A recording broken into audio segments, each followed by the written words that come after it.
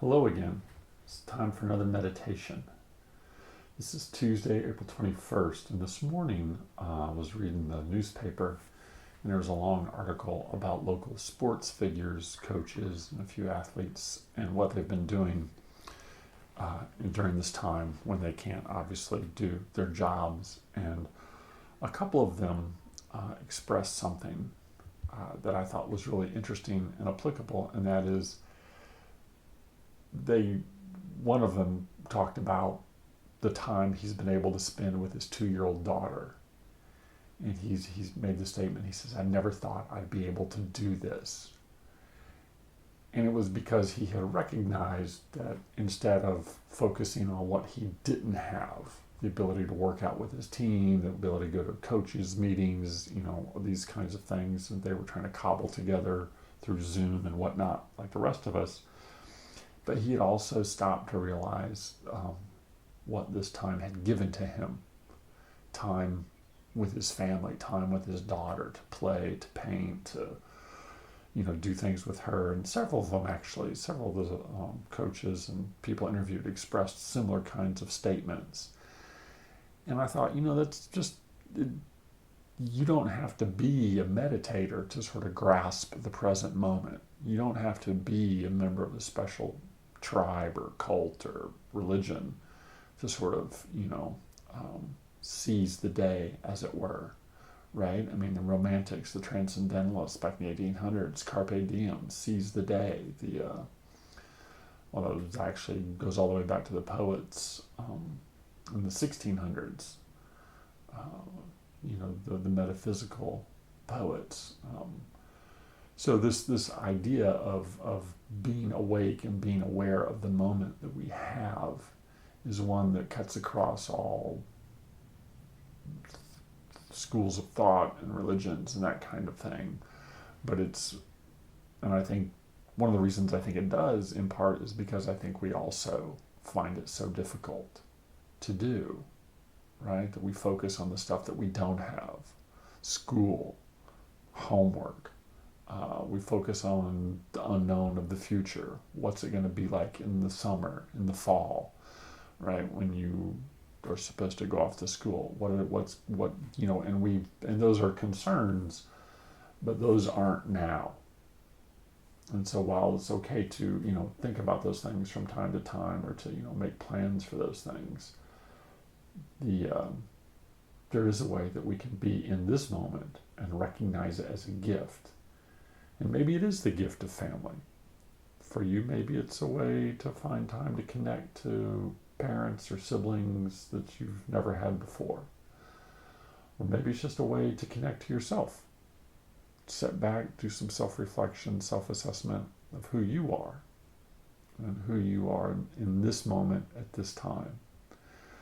And so really that's what I offer. One of the reasons I offer up the mindfulness practice in class was to give you a chance to pause in your day and to spend just a few minutes with yourself, right? Something that you never thought would probably happen, so that you can be present for yourself in this moment.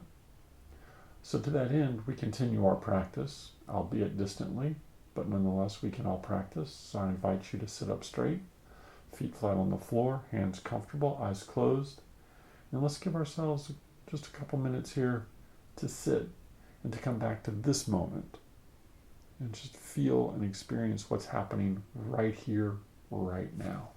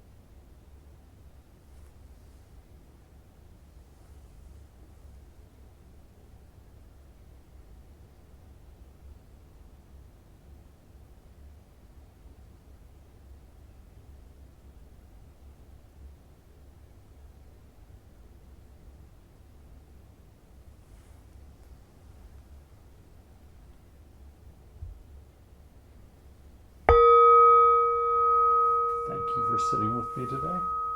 I wish you the best of days. Be safe. Be mindful. Social distance. And I hope to see you in one form or another soon. Thanks.